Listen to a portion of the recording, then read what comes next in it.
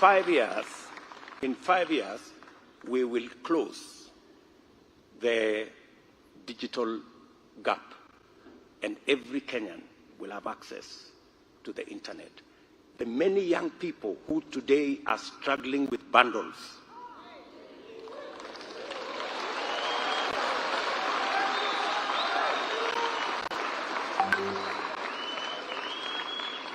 the many young people who want to do their thing on the internet, or to make calls, or to communicate, they will have an opportunity to do so with ease. In 5 years, from the comfort of their homes or at the shopping center, digital, because we already have 24,000 access to the markets connected to many young people, and those 24,000 with bundles will be connected to the internet.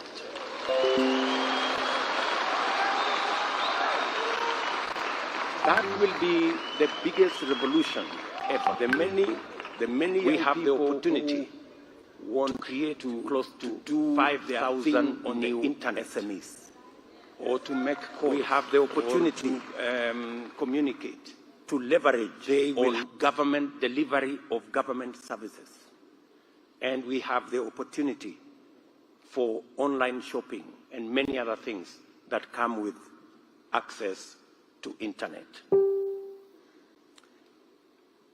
And for your information, there is money to do it. We already have 15 billion shillings in the Universal Fund. So if we securitize the Universal, this whole program will cost about 40 billion. So if you have 15 billion, you can deliver the rest. It's as simple as that.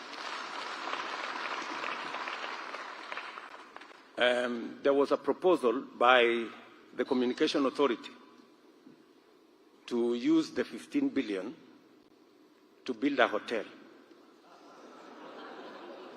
So I think deploying the last mile of the internet is more like it, because that is the core function of the Communication Authority.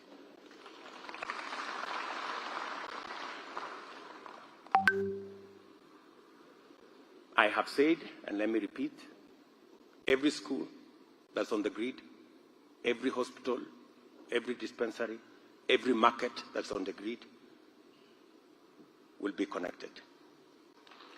And the creative potential of our young people, the creative industry will now have the very perfect chance.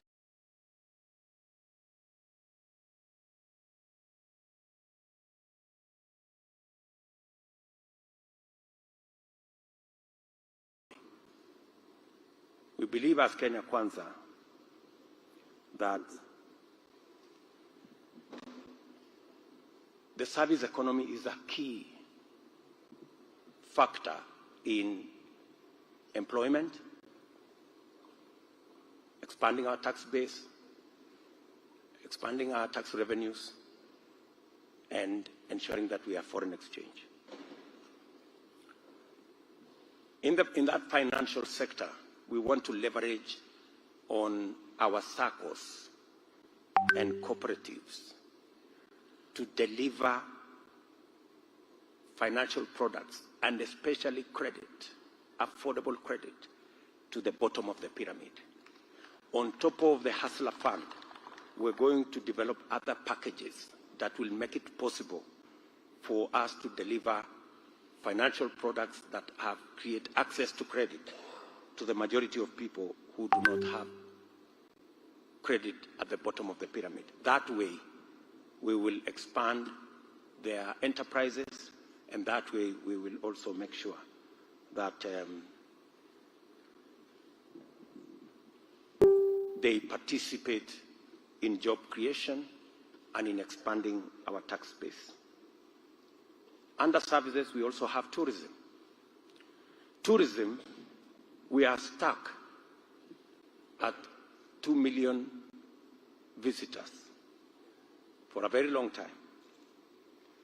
We have to decide whether we want the sector to work for the few or to create jobs for the many. We just have to, if we continue, we have to diversify our tourism product. It cannot continue to be beach and wildlife. We have to do adventure. We have to do culture. We have to do many other areas. And we have to create the infrastructure for young people. We have to create infrastructure that is affordable, low-cost hotels, bed and breakfast facilities. We have to budget hotels. We cannot continue to sell the high-end products because it just satisfies a few people. In fact, we are so stuck there that today you have so many exclusive facilities. Some of the facilities you pay 500,000 shillings a night. How many people will pay 500,000 shillings a night? Good people. How are we going to grow our numbers? Thailand. Let me give you an example. Thailand, a country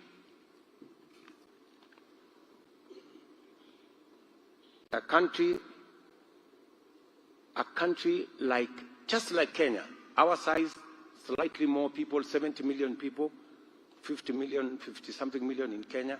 So we are almost the same. But they do 40 million tourists every year because they have created so many niches and they have made it possible for so many people to travel. We can choose to continue our tourism to be high-end, and we will be stuck at 2 million. But if we took it to 20 million, we will have more people working in hotels. We will have more people helping with the transport. We will have. So, in fact, tourism is the ultimate trickle-down model that is causing a problem in our country. We just have to turn it the other way around. It cannot continue to be the way it is. It doesn't matter what you get out of 2 million people. It's not the same as if we had 10 million people coming to Kenya. If we had 10 million people coming to Kenya, as a factor, they say for every tourist employs 3 people. So the numbers will add up. So we just have to change the model and do a better package. I know players in the industry sector may have issues with that, but I think it's time. I think it's time. Finally, let me talk about aviation. And I'm going to single out the sugar industry because that's where we have a huge crisis. But let me talk about aviation. Africa has 15% of the population of the world, but we have only 2% of air traffic, meaning that there is potential, there is huge potential for us in the air travel space. Kenya Airways was doing well up to a certain point. And I dare say that the problem with Kenya Airways and the financial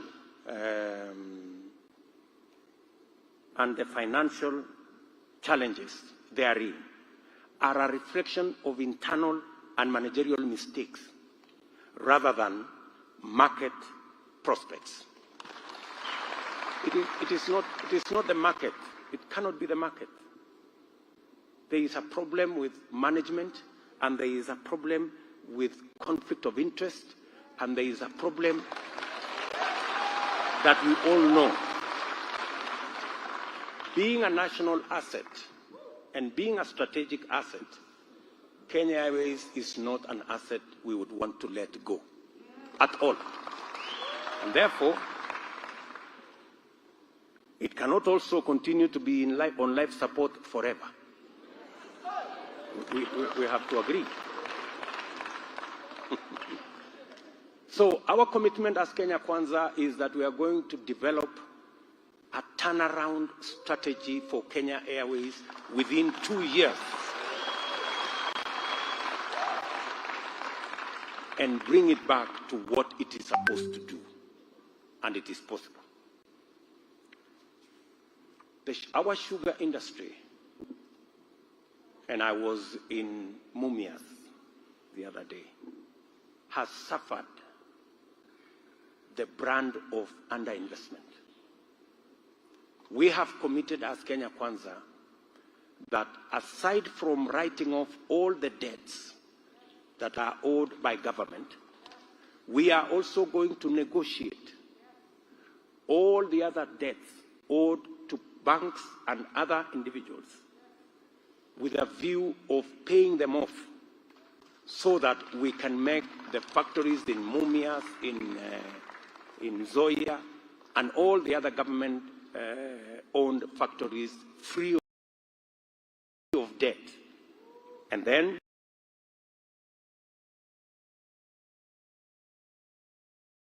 we can then inject new capital and ensure that we have modern facilities that will be able to deliver to our sugarcane farmers the same way the private mills are doing.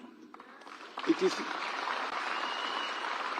cannot be that all the private mills are doing well and all the government mills are making losses. It's not possible. There must be a structural problem. Let me also talk about sports, because it's an important sector for us. We are a great sporting nation, and we need to leverage our sports to do at least 3 things. Number 1, to project our country and profile our country in a manner that we can leverage on the other sectors of the economy, number 1. Number 2, we must create a big sports garment industry out of Kenya, out of our sportsmen and women. Because everywhere in the world, if you said this shoe comes from Kenya, the sporting nation, you will get a premium price for it. And of course, we must make sure that the fund that we set up to deal with matters of sports infrastructure, which currently is being used to do other things, we have to ring-fence that money. We collected, I think, 15 billion, but it was used to build hospitals instead of used to build sports infrastructure. All the resources coming from the fund must go to developing sports infrastructure. As I conclude, I want to talk about environment and climate change. We commit as Kenya Kwanza to grow 5 million acres of trees under agroforestry. We also commit to build industry out of solid waste. And we are going to begin with Sakaja in Nairobi. We're going to begin with Sakaja in Nairobi. Solid waste, apart from being an environmental hazard, we can flip it and create jobs, industry, power, and many other products, building materials out of it. That will be our focus. Let me talk about 2 or 3 enablers. One of them is going to be healthcare. We have been on the campaign trail and we have committed to the people of Kenya that we will have a universal health insurance that will make sure that every Kenyan will go to hospital and they will walk away without paying a penny after they get treatment. Let me say 4 things. The rest are in the manifesto. Let me say 4 things. We need to do 4 things. Number 1, as a matter of urgency and within our first 3 months, we will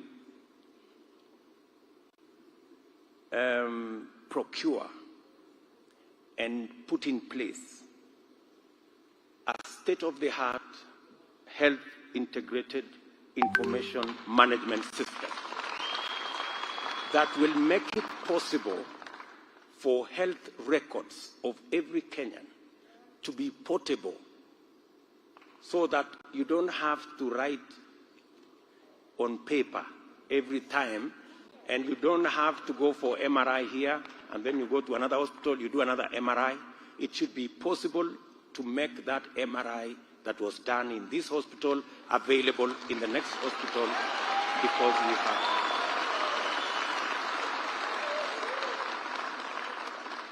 That will also assist us in making sure that we have information on the health of our country and how many people are in what category and what do we need to do, and even what kind of drugs we need to keep on our shelves.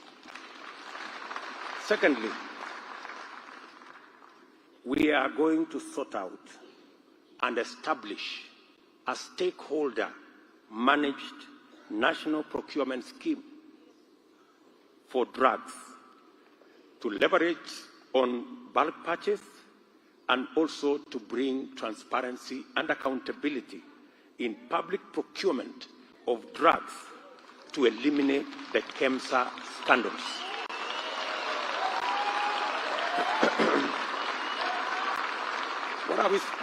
What are we saying? What are we saying? We are saying the following. The same thing that happens with procurement of our petroleum products. Industry, government, they come together and they procure collectively in bulk for Kenya. And that is why our oil products are the most competitive. So, KEMSA will not procure alone. In fact, we had a meeting with the health stakeholders, and they told us a simple hospital, one hospital, I don't want to mention their name, said they buy drugs as a single hospital much more cheaply than KEMSA buys, but KEMSA buys in bulk. So they were wondering, I thought if you buy in bulk, you get a lower price. But KEMSA buys in bulk, but pays more. So we are recommending as Kenya Kwanza that the same model that involves stakeholders, we are going to bring private hospitals, we are going to bring public hospitals, we are going to bring other players, and we purchase drugs for Kenya collectively, so that we eliminate all matters to do with transparency and we avoid the problems in KEMSA.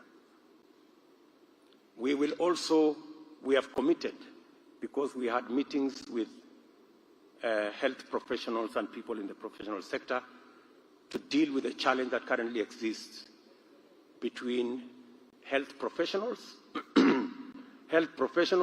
and the counties and the national government. That space there is not tidy, and we have committed ourselves that we will resolve that space. Counties are saying they do not have the money. Give me some water, baby. I thought you were bringing me water. You're giving me more instructions.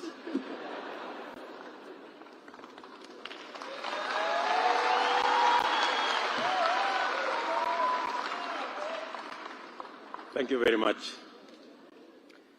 And thirdly, We have worked with health professionals, and our information is that we will redesign the National Hospital Insurance Fund to make it trustworthy, to deliver on its mandate. And our analysis shows that a contribution structure where the lowest now is contributing 500. The lowest in our structure will contribute not 500 but 300. And the highest will contribute 3,000. That structure of contribution will fund everybody's requirements, and there will be no out-of-pocket. We will stop the Harambes, and there will be no additional resources required apart from the public ones. Do you understand what you are saying? So the highest paying, like yours truly, will now move from 1,700 to 3,000. And the lowest will go down from 500 to 300. So that we can, that continuum, our estimate is that we will get a product that covers the 550 billion shillings we need to take care of our health requirements annually. Another enabler, of course, is education. You agree with me that education is in a crisis. Education, especially higher education, is in a crisis. Most of our universities are struggling.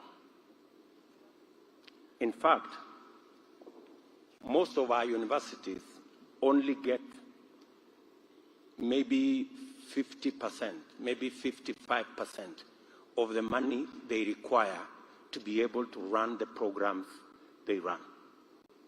And as a result, universities have 65 billion shilling debt to NHIF, to NSSF, to pay as you earn. So, in fact, the Auditor General said the other day, all our universities are technically insolvent. That's the sorry state of our universities. So, we have to rethink what we are doing with our higher education. The proposal we are making as Kenya Kwanza is that we are going to merge the Higher Education Loans Board, the University Funding Board, and the TVET Funding Board into one unit. And this unit will be responsible for scholarships, it will be responsible for funding, and it will assess all students. Today, there are students who don't need scholarship, but they are given scholarship. So there will be assessment so that we can close the gap. And it should be possible for us as government to also know what are the skills. Sometimes we are training people in fields that we already have a surplus. We should be able to say as a government, if it is this field, we have a surplus, we cannot fund. Let us fund the fields that we have shortages so that we can close the gaps and be able to drive our Vision 2030 the way it is. So we are going to call this organization the National Skills and Funding Council, so that it looks at the skills and it funds the skills that are necessary for the trajectory we are going into. And then, finally, we will complete the construction of the 52 TVET institutions that are not yet constructed. We have 52 constituencies that do not have. We have 250 wards that do not have a vocational training center. We will do those. We will construct those also. And then we will also close the gap on teachers in our schools. We have a gap of 116,000 teachers. We have undertaken as Kenya Kwanza that we are going to hire the 116,000 teachers in two tranches, 50% year one, 50% year two. We have also undertaken that to lower the cost of education, we are going to have a special tariff for utilities, for internet to our learning institutions. We are going to have a special tariff. We have also said that the current program on school feeding of 2 million school-going children, we are going to expand it. And we have agreed that we are going to work with counties. We are going to double to 4 million as national government. And every county that want to match, we are going to assist them to match a shilling for a shilling so that we can move the number of our children who have food in school to 8 million. That's our target.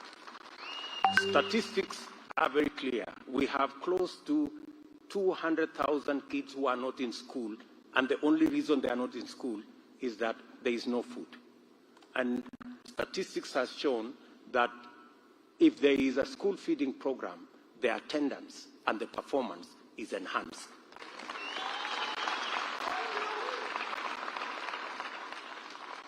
We have agreed with the teachers that delocalization will be at the place when you are being hired. If you want to work in another county, not a home county, you will be hired at that level, and you will be paid an allowance for walking away from home. We have also agreed that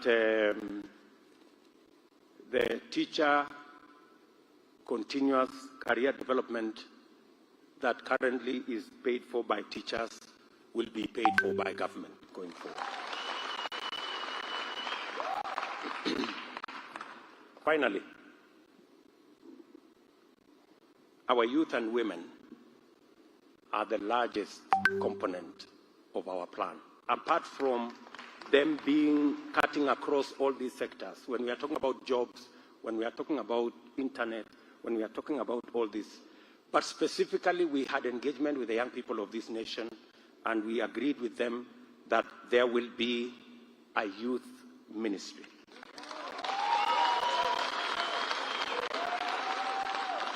We also agreed with them that we will have a special advisor at the presidency sitting in cabinet to ensure that all government programs and ministries are youth-friendly.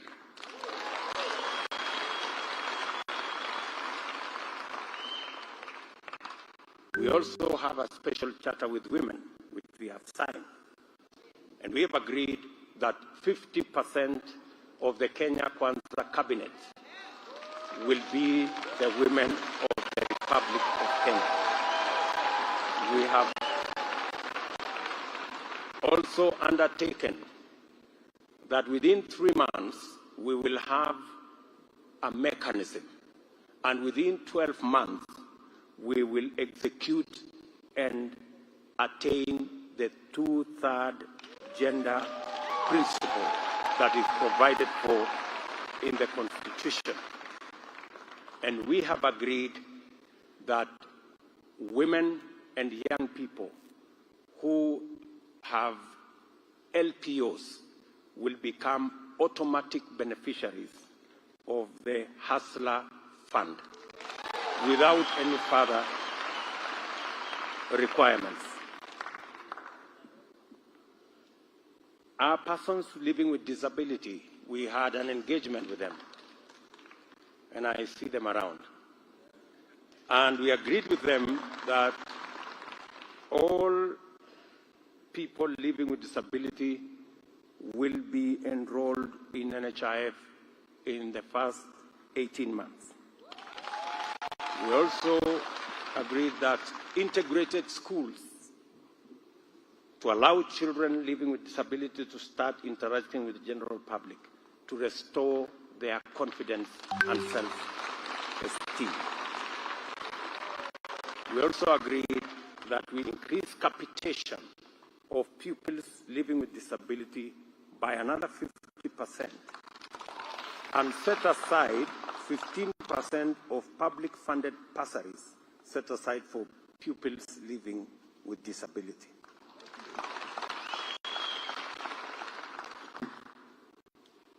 Let me also, we will continue the program we have on roads, complete fast all the stalled road projects, and reassess in accordance with the proposals that were made to us in the county forums. In the county forums, several roads were suggested that would make the economies of those counties work better. We will work with the counties and the county priority roads so that we can go into the future with the road infrastructure that is there. And then finally, I will go to governance.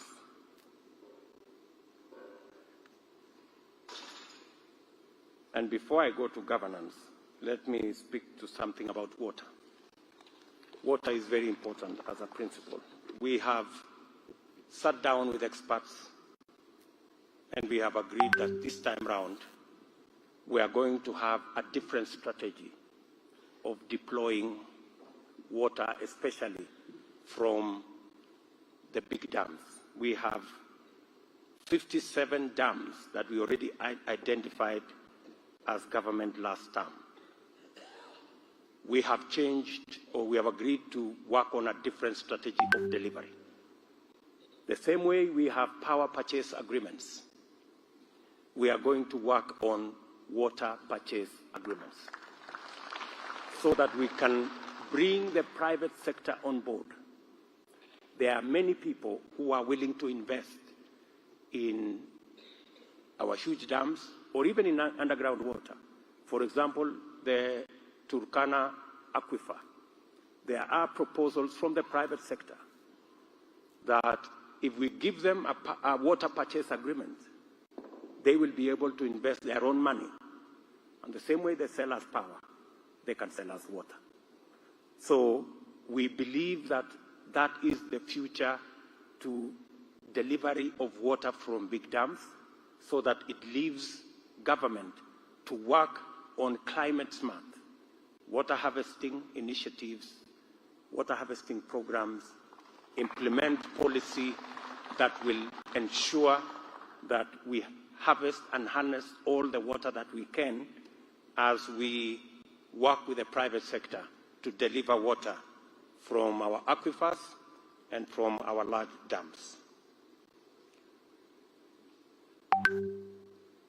Finally,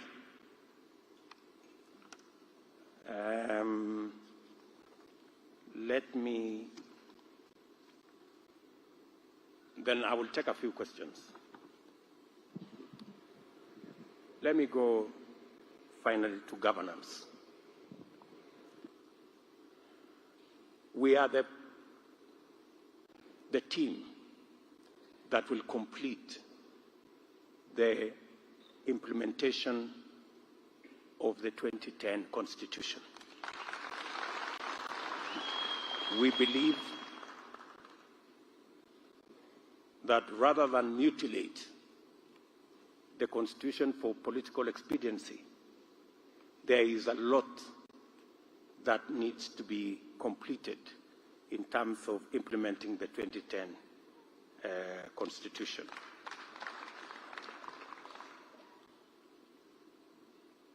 Kenya Kwanza will end political weaponization of state institutions.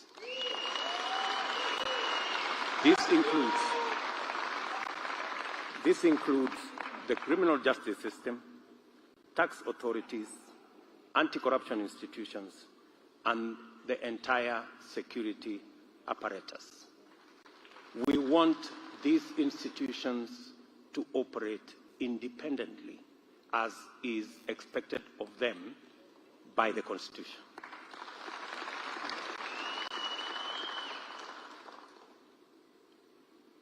In our first 100 days, we will implement the constitutional requirement of a police service commission to have its own budget and its own accounting officer. We do not believe that the police should be begging for money from the office of the president. The police should run its own independent budget with its own accounting office. The saying, "He who pays the piper calls the tune," is the current problem with our criminal justice system.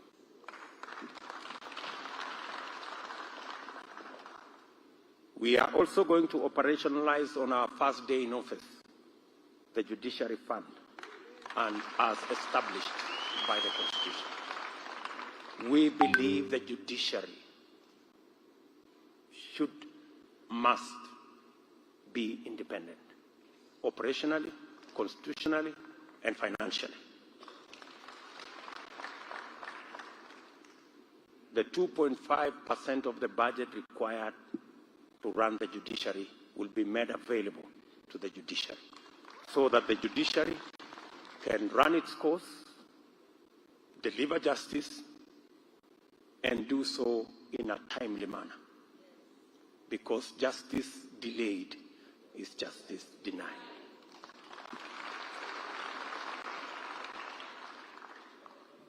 Kenya Kwanza will end all unauthorized evictions and property demolitions.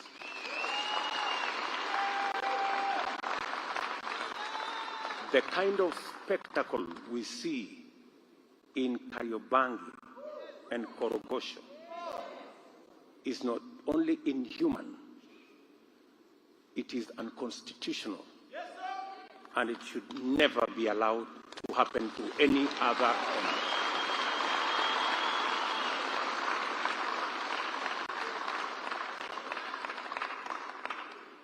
Kenya Kwanza will end ethnic profiling in the issuance of identity documents. And we will specifically establish an administrative appeal tribunal to ensure a fair and transparent process in the registration of persons with clear appeal procedure of not more than 14 days if a person is denied registration.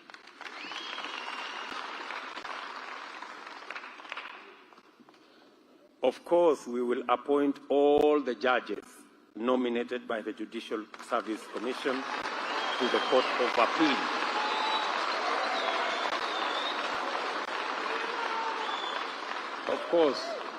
Of course we will. And we will do it within 7 days.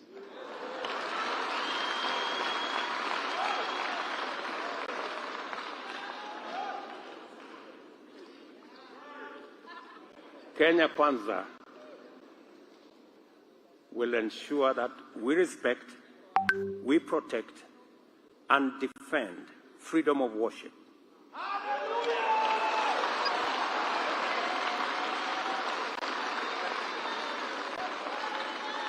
We will lift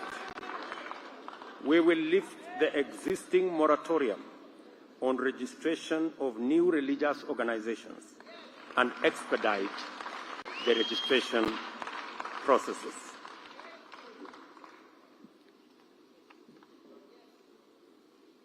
We will complete the transfer of all functions constitutionally earmarked as devolved functions to counties within 3 months.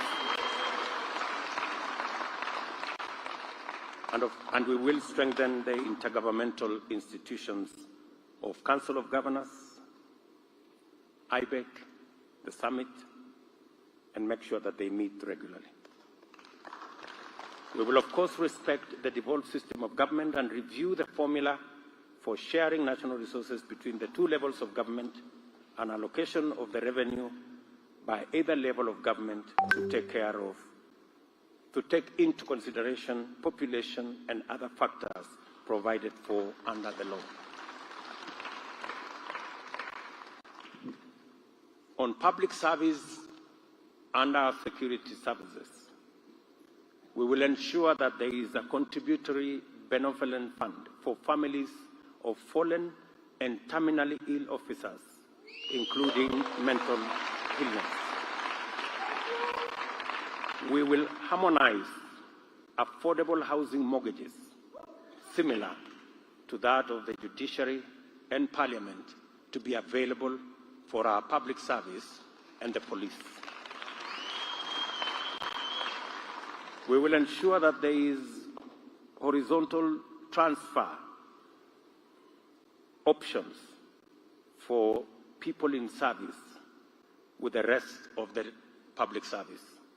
It should be able to transfer your services between the police, public service, the civil service, so long as they are the same cadre. We'll ensure that there is an insurance cover for loss of life while on duty for all police officers, similar to that of the military.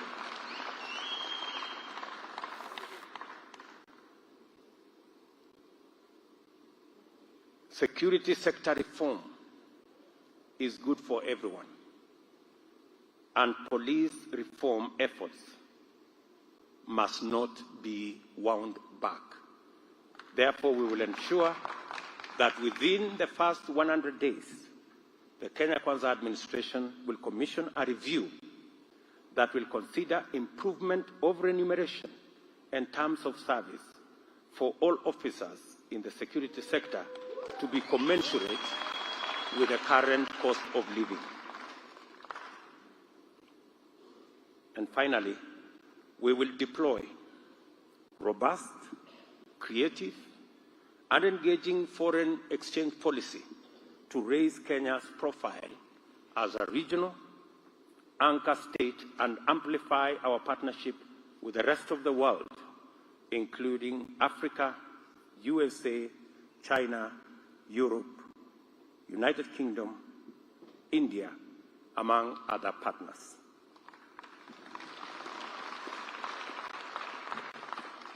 We will give a place of prominence to the role of Kenya's diaspora, including a ministry to take care of diaspora issues.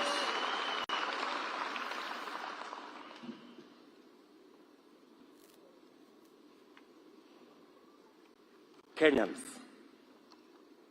are rightfully skeptical of lofty promises and seemingly well-crafted plans that never get implemented.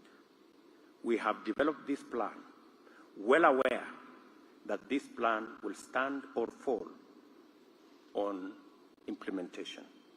We believe that the implementation plan outlined in this manifesto will demonstrate to Kenyans that this plan is rigorously appraised and financeable within the resources constraints that we face. Thank you very much.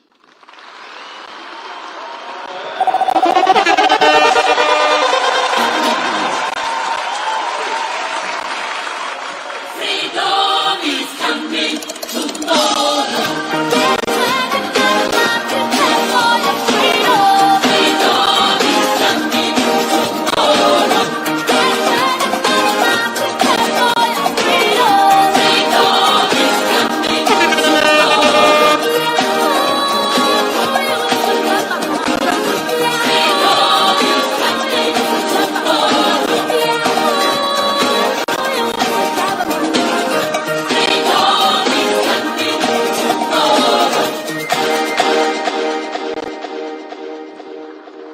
Right, let's take our seats again.